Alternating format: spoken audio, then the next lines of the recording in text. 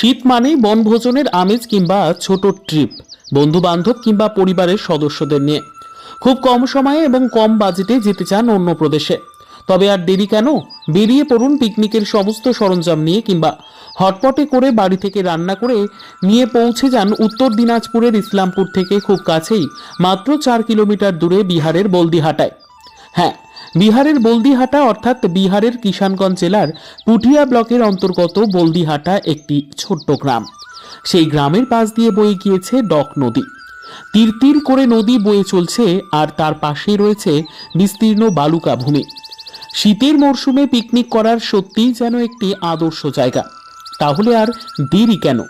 আপনি সাইকেল থেকে শুরু করে টোটো, অটো কিংবা 2 হুইলার কিংবা 4 হুইলার বা যে কোনো যানেই কিন্তু অনায়াসেই সেই জায়গায় পৌঁছে যেতে পারবেন খুব কম সময়ের ব্যবধানে। মাত্র কয়েক মিনিটের মধ্যেই সেখানে পৌঁছে যেতে পারবেন। সারাটা দিন সকলের সঙ্গে বেশ আনন্দে কাটিয়ে উঠতে পারবেন একটু অন্যরকম আমেজে। এত কম খরচে এবং কম সময়ে অন্য প্রদেশে গিয়ে এরকম আনন্দ সমারোহ কোনোভাবেই সম্ভব নয়। তাই এই শীতের মরশুমে আনন্দ করতে একটি পিকনিক বা ট্রিপ হতেই পারে। এছাড়াও আপনারা এমনি শুধুমাত্র ঘোরার উদ্দেশ্য নিয়েও যেতে পারেন এই গ্রামে। সারাদিন নদীর ধারে বসে সময় কাটিয়ে আবার নদী বক্ষে নৌকা ভ্রমণ করেও সময় কাটাতে পারেন। তার জন্য সম্পূর্ণ তথ্য আপনারা স্থানীয়দের কাছ থেকে পেয়ে যাবেন। কম বাজেটে ছোট্ট ট্রিপের কথা ভাবছেন কিংবা পিকনিক? আসলে শীত এলে তো বনভোজন, চড়ুই ভাতি, পিকনিক যা বলুন না কেন, মনটা যেন একদম আনমনা হয়ে ওঠে। মনে হয় ছুটে যাই কাছে পিঠে কোথাও।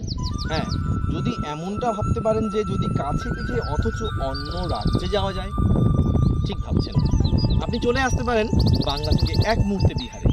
বিহারের একটা সুন্দর জায়গা, আমরা দাঁড়িয়ে রয়েছি বলদিহাটায়। পাশে ডক নদী বয়ে চলছে তার স্রোত নিয়ে।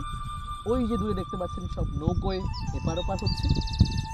হয়তো খুব ভালোভাবে দেখা যাচ্ছে না সূর্যের জন্য, আমরা দেখতে পাচ্ছি। চলে আসুন বিহারের কিষানগঞ্জ জেলার পুঠিয়া ব্লকের অন্তর্গত বলদিহাটা। এই বলদিহাটায় প্রচুর যারা বনভোজন করে তারা আসে, আবার ছোট ছোট ট্রিপ হয়ে যায়। সারাদিন যদি সঙ্গে খাবার নিয়ে আসেন সেটাও ঠিক, আর যদি মনে করেন যে রান্না করে খাবেন সেটাও ঠিক। দুটোতেই অন্যরকম আনন্দ। তাই আর দেরি নয়, চলে আসুন পিকনিকে কিংবা ছোট্ট ট্রিপে, যেমন আমরা চলে এসেছি।